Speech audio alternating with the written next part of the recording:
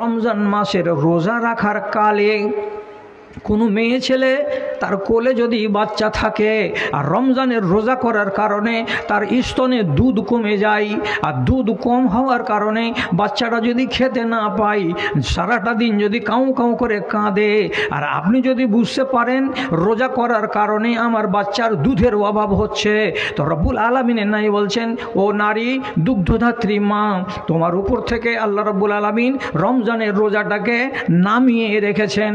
তুমি রোজা করিও না। যখন তোমার বাচ্চাটা বড় হয়ে যাবে তখন সুযোগ বুঝে তোমাকে কাজা করে নিতে হবে, তাছাড়া তুমি এখানে জরুরি নয় যে তোমাকে রোজা রাখতেই হবে। এক।